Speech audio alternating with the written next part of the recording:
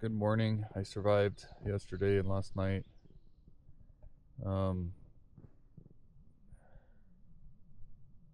Barely. I think it's like 7 o'clock right now. I'm waiting for the sun to kind of get closer to me. Everything's frozen. I'm out of water right now. Well, not totally out of water, but I'm gonna be out of water. So what I'm having to do is scoop snow and use fuel to burn or to melt it. But the problem with that is it takes a lot of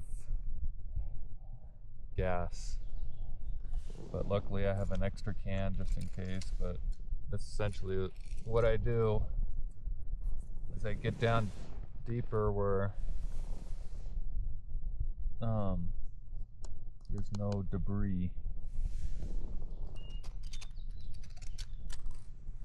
because it was mainly just one big snowstorm.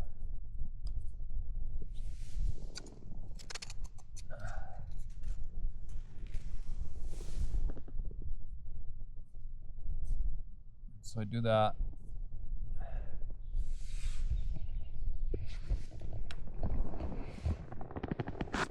Oh.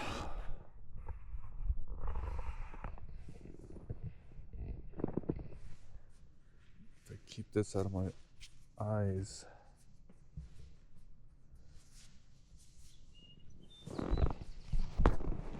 And so I'll melt that and I'll use that to try and cook with.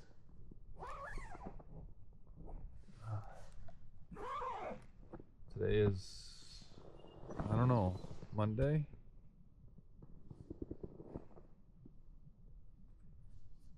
I don't know, I'll figure it out later. I just need to stay warm and try and hydrate and get something in me. I'll talk to you guys in a little bit.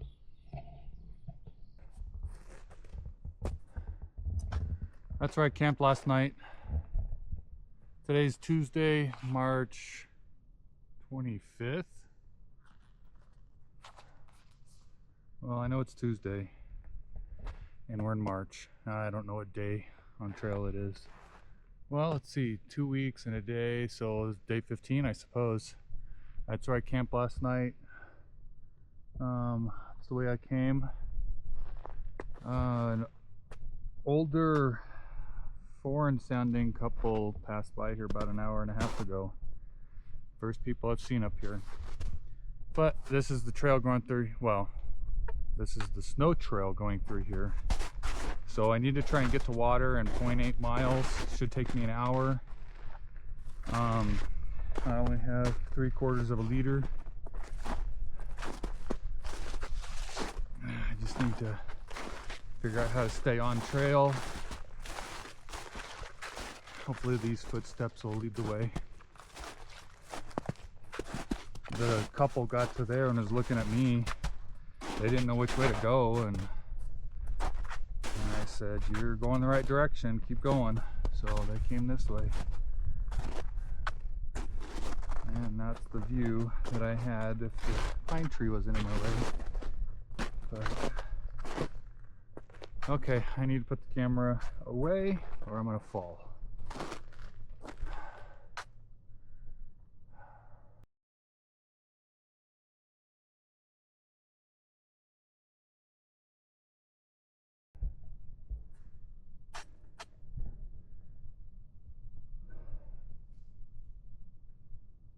So I'm having a battle of the mind and will. I apparently have already made it over and around the hard part, dangerous parts. This here is time consuming, but it's not as much dangerous anymore. Well, it still is, but it's not like it was. It's 9 miles to the part where the trail starts to descend to I-10.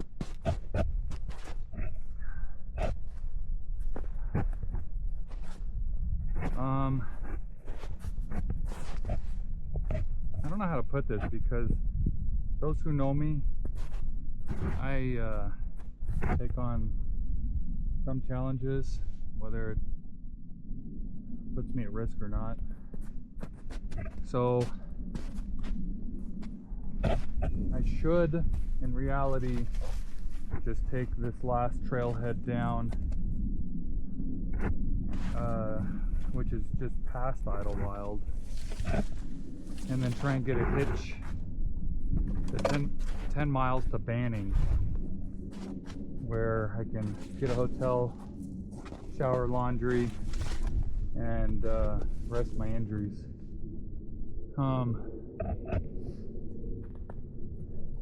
Or to push myself to the limit, do the miles, and not skip the 12 miles going down to I-10. The problem with me is, those who do know me, those who don't know me, I'll just give a brief. My knees. I need knee replacements. I have full fissuring in the meniscus. I have fluid in the head of my, I think the tibia, the bigger tibia or fibia. My knees are shot. I take shots in my knees so that I can keep doing things, and it costs me a lot of money.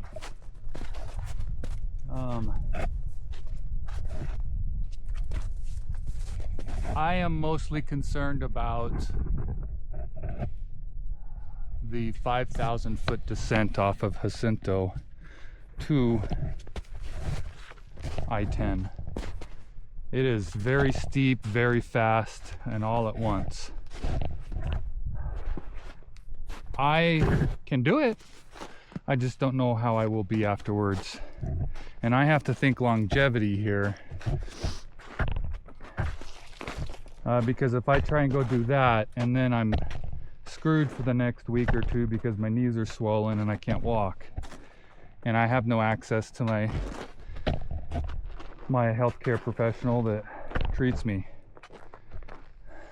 And that's just the beginning of it. I've got nerve damage in my feet, which actually I could survive through that. It's my knees. Even my back. It's always going to be my knees on these downhills. I can do 14ers, but I'm not carrying 30 pounds on my back. On 14ers, I might have 12 to 15 pounds coming down off of the mountains. So it's different. And a lot of times those trailheads for the 14ers start at about 9,000 feet anyway. So when you do descend, you're doing maybe 3,000 foot descent, not 5,000. So I already know what Aubrey wants me to do. So I have one side of me saying, just be a man and do it, push through it. But unfortunately, I've come to know that when I push through things nowadays, I might not be able to keep pushing after that.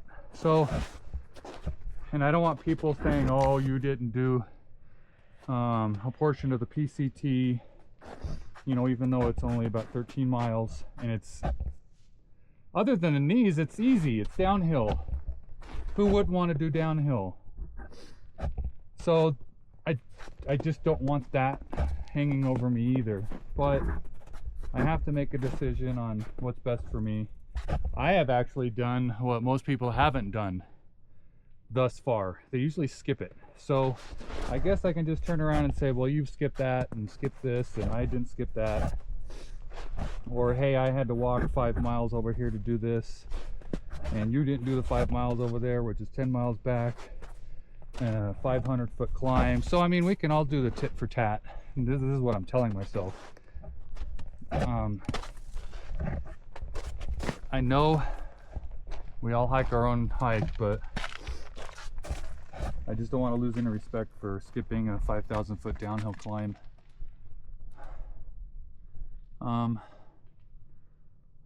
I think I can live with myself. I'm actually extremely proud that I've made it this far through the most dangerous parts of this San Jacinto section by myself for the majority of it, I might add. And as you can see, there aren't that many people who have done this ahead of me. I know of one person who was able to do it with 2 other people yesterday and the day before, and I applaud them. I wish I was 25 again and didn't have all the injuries that I have, which include 4 shoulder surgeries, 2 knee surgeries, 5 spine surgeries, and others. So that's what I'm going to do. I'm going to get to this water source, load up, get to the next trailhead that leads down to civilization, and I'm going to skip the knee breaking descent off of this mountain.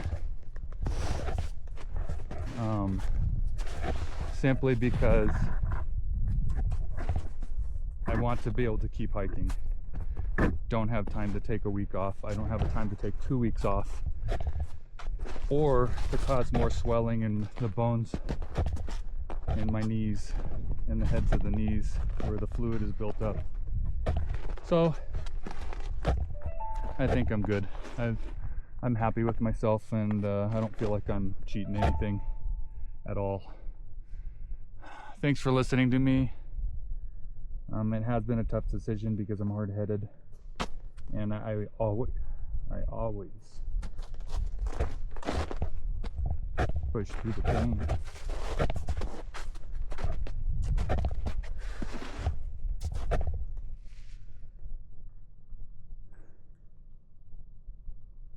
So this time I'm decided I'm going to give in to logic and not push through the pain.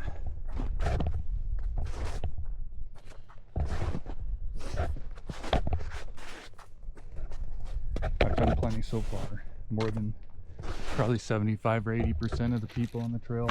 And I sure didn't do this in summertime when it's nice and flat and can do it in 2 days. So I don't need to convince anybody or myself. Well, I did convince myself, and I'm happy with my decision. And I don't feel any less for it. I turn 50 next month, and I've had a shit ton of injuries. I shouldn't even be walking right now. I was in a wheelchair, and I had to learn how to walk again.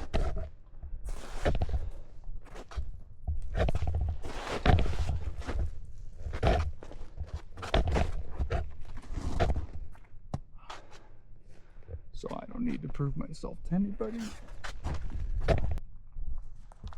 Well, tried to do a recording and I dropped the cover all the way down there. Now I gotta figure out how to get down there and get it without falling the rest of the way. Oh my God, can you...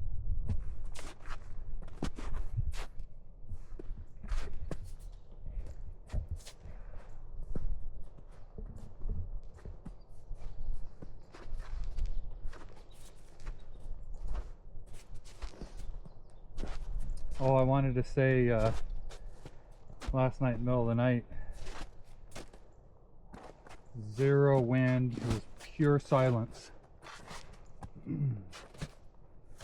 At about, I don't know, 1 in the morning, I heard a big crash. Well, first a bunch of cracking for a few seconds, and then a big crash. And I believe it was a deadfall. I didn't hear anything after that. But that's why you have to be careful with those deadfall trees. Well, for any tree for that matter. There can be zero wind and they can come down. I've actually seen it in person. Zero wind and a huge branch is breaking off in the middle of the night. but just have to be careful. Actually, that one was I was in the middle of the night, and the big branch almost landed on my nephew Attila, who was camped by it, just underneath it. And everybody in camp came flying out of their tent when they heard the cracking and the smashing right next to us. But like I was saying, just zero wind. You just have to be careful. We call them deadfall for a reason. But I had heard one last night. I'm 99% sure.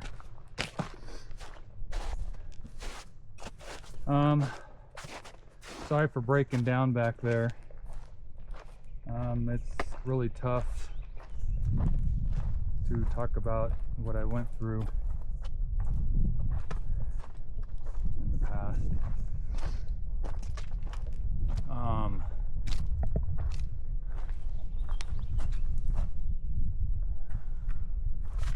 Everything that I went through,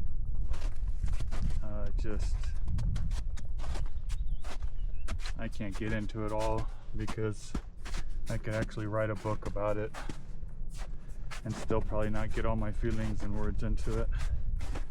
But I guess I'll just do a brief for everybody to understand where I'm coming from.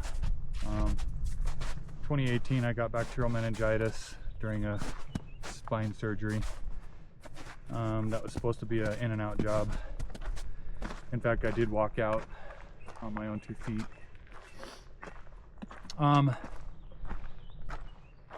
They ended up tearing my dural sac, which is a sac that covers the brain and the spine and keeps the cerebral spinal fluid, the CFS, in there.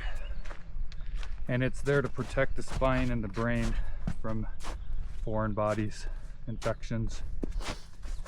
Kind of the same idea as an umbilical cord to a baby.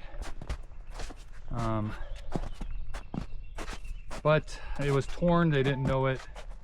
I ended up leaking an immense amount of spinal fluid for the next 10 days. And I suffered from spinal headaches that were in and of itself some of the worst pain I've ever had to deal with. But it doesn't matter what you do, it just doesn't stop. You can't take medication. The only thing they could tell me to do is lie flat on my back, no pillow. If I had to go to the bathroom, crawl on my hands and knees, keep my head down. I had to live with that pain 24/7, wanting to puke for 13 days. They finally did an MRI, found that I was, what I just got done saying, did emergency surgery on me that following morning. And during that surgery, they infected me with a deadly bacteria, a gram-negative bacteria that in and of itself will kill you. I happened to get it inside my spine and in my brain. When I finally dialed 911, I only had about 6 to 8 hours until I was permanently brain dead, and 24 to 48 from death. The next week, clinically, I'm talking a little too slow, but I'm trying to breathe and think other things, like where am I going? Clinically, I was to never recover again. I think it was, from what I studied, 0.046% of people who get meningitis get what I had. And if you do survive, you're brain damaged for the rest of your life. So I didn't know it, but I didn't have a life after that anymore. It's going to be brain damage, non-functioning. Several days came out of it. Long story short, couldn't walk. I had no reading comprehension. I had tremors. I couldn't move without trembling. A lot of other stuff. A lot of stuff I didn't even mention to anybody. One I was embarrassed about. I was embarrassed about the reading. But I told my sister, who's a neuropsychologist, and she actually gave me good advice on how to gain that back, and luckily I gained it back. But I was bedridden, and we're talking about a 2-year process until I could go back to work, and that was only in a light duty capacity, 5 hours a day. 0.9 miles to the trailhead.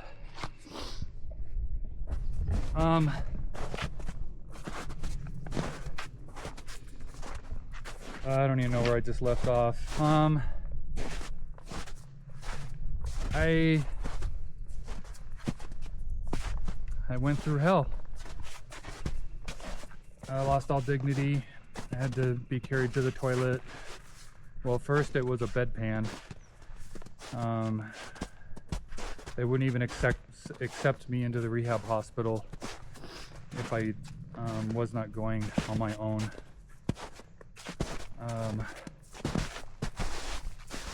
Went to a great facility. Great PTs and OTs and doctors. I was able to start to function again. I was released in my sister's care. She had all tile floor, big house. I could use my walker once I was able to start using a walker, and I graduated from the wheelchair. My infectious disease doctor went on vacation and did not inform his staff to keep an eye on my blood work that was sent to him every day, because I was going to the cancer treatment centers for infusions. I had a PICC line in my arm. I had both arms for 13 months. I had a wound vac for 3 months. But anyway, I went septic and didn't know it. I thought it was getting worse and nothing was happening, and that was my life. And I had brutal pain 24/7 that I no longer could live with because it hurt that bad. I went septic, almost died again. Went to the ER. They found the origin of sepsis. It was down in my lumbar where they did the surgery. So they infected me with 2 deadly bacteria during my 3 surgeries with them. Yes, 3. And I had to go back to rehab. I had to do an emergency surgery. They took out a lot of the tissue in my lumbar, including a jellified disc. And so I was disc on disc in bed for over a year. Couldn't do anything about it until I was cleared by my infectious disease doctor, because it would kill me if they opened me up and put metal in me to fuse my back. Trying to make this short. There's no shortness about this. I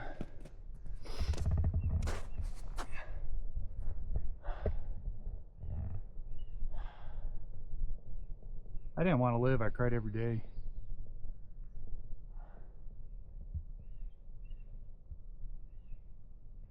Went through rehab again.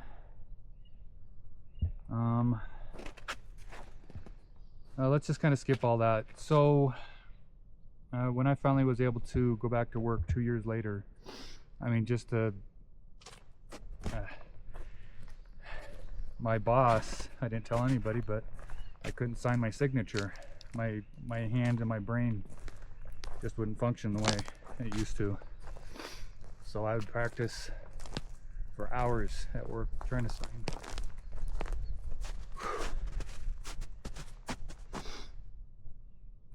Trying to sign my name. So I've had 5 spine surgeries. I finally got it fused by an amazing neurosurgeon that stood up and accepted my care. Barrows.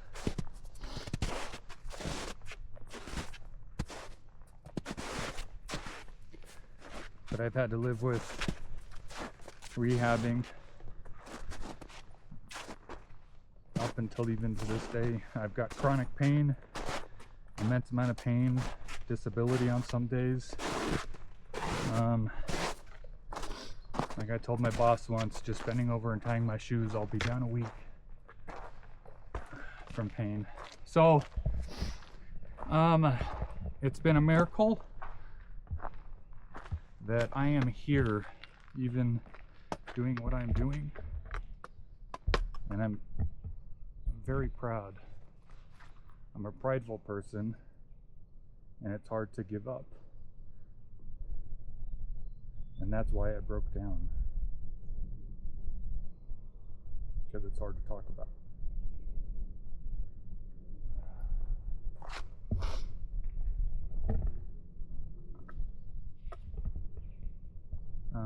Yeah, so I deal with pain constantly. My knees, nerve damage in my feet from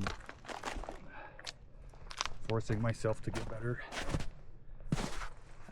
by attempting the Arizona Trail when I couldn't carry 5 pounds on my back without it killing me.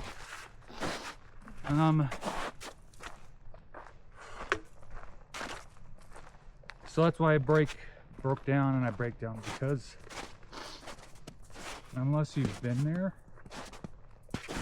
and still have to deal with it underneath that nobody can see, it's takes a toll.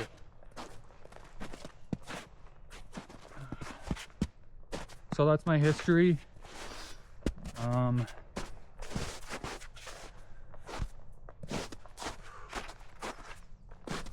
And that's why it's hard to talk about, and hopefully you guys can understand. It's been a hard road.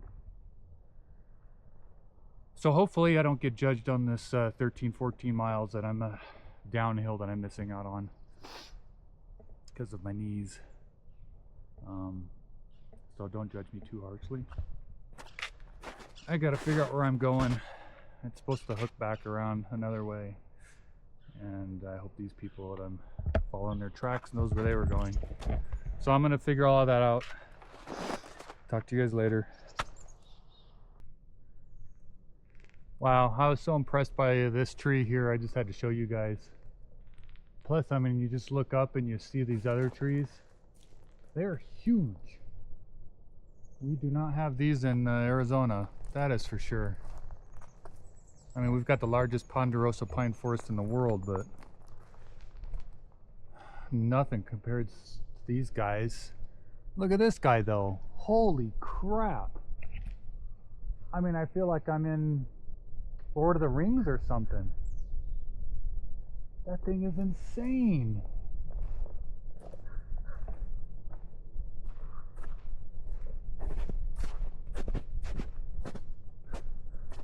Crazy looking. The bark, it reminds me of the redwoods.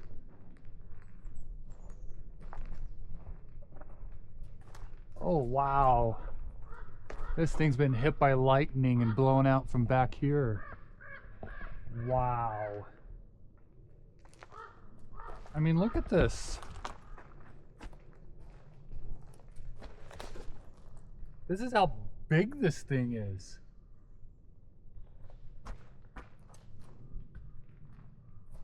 That is way cool. That is a grandfather of a tree right there. Wow. It'd be crazy to watch this thing grow time lapse. I wonder how old it is. Sorry, I'm easily amused apparently. Wow. Well, hello, little guy. You are a big one. You are a big chipmunk.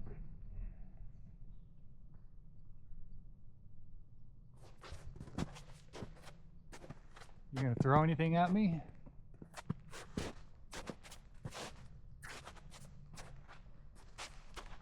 Oh, Oh, you're just gonna scratch? Better not poop on me.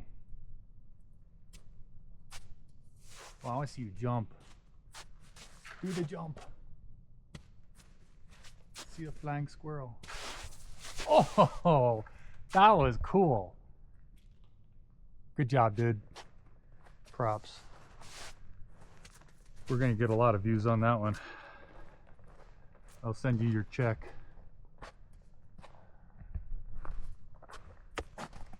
Actually, I don't even know how that works. I don't even hopefully mine don't even have commercials. No money here. I'm actually only doing this for Aubrey. And then a lot of other people, friends, and actually I should say family, and then some friends. So it's morphed, but I definitely am not doing this for anything other than to document and for Aubrey to watch while I'm out here. Wow, it's really nice through here. This is on the, I'm gonna assume the southwest side of San Jacinto. But anyway, okay. I shall end this clip right here as I bat past this snow.